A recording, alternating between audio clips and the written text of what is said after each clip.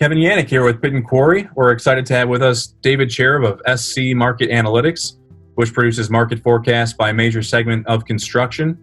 David is a monthly contributor to Pit Quarry, provides a regular forecast for the aggregate market. And in the last couple of months, we've seen some dramatic change within the market, of course, due to the coronavirus pandemic. And so we wanted to visit with David about a couple of those markets in particular. And before we dive into the fodder, David, thanks for joining us here today. Kevin, I'm glad to be here, and I hope I can help.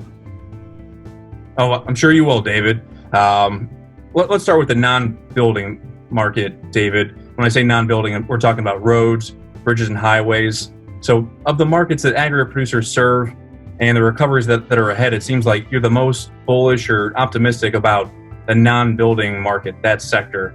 Why would you say that you're the most optimistic about this market's ability to hang in there, not only in 2020, but in your forecast, it's still looking pretty good for 2021 and 2022?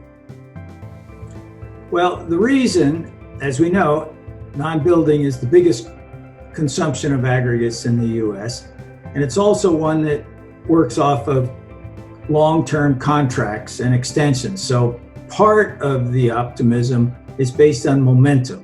A lot of contracts in the last few years have been issued. There's been a temporary halt because of the virus. So we think they'll get restarted. Not all of them have been shut down, but we think it'll get restarted. And then going forward, we think there will be some political compromises. Infrastructure is always popular until you figure out how you're going to pay for it. And it looks to me like both sides want something, and so there may be a political compromise to get some more funding into it. So even though it'll be challenging, we're coming down on the side that there will be some extra support for infrastructure, and therefore, even though there's not much growth for a few years, it continues along at a fairly level pace.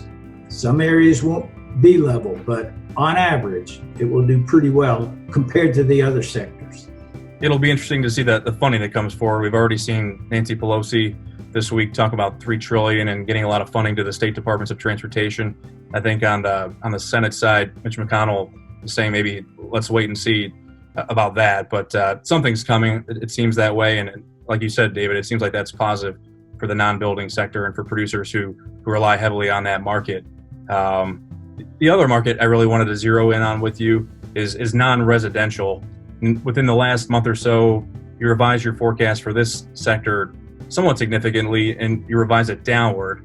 And the road ahead for retail, for office spaces, it seems a little bleaker when you think of the bigger and broader picture of construction. So, what concerns you the most when you look ahead for non-residential construction?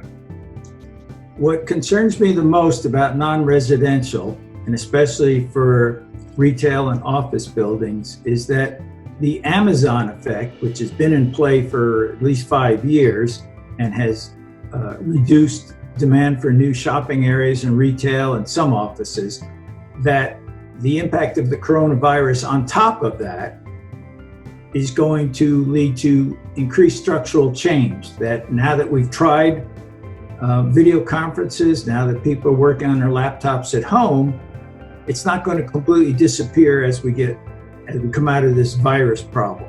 And so people are going to look and say, you know what, it's not bad. It works pretty well. And maybe we don't have to be in an office 5 days a week. Maybe we'll work at home 2 or 3 days, or for more and more jobs completely the whole time. And for retail, people are getting used to not only having packages delivered to their home, but food. So it looks to me like a structural change that was occurring is now going to be even bigger. There'll be some recovery after the virus is managed, but we think this is a structural change that's going to last for a long, long time. Well, it's the one to keep an eye on, I think. I think it's going to take another several weeks or months or years even to see how it all plays out. But David, we really appreciate you getting together with us here today. Great to see you, and Pit Quarry readers can see your work in the aggregate forecast section within Pit Quarry magazine. Look for David's work on pitandquarry.com as well. Okay. Thank you, Kevin.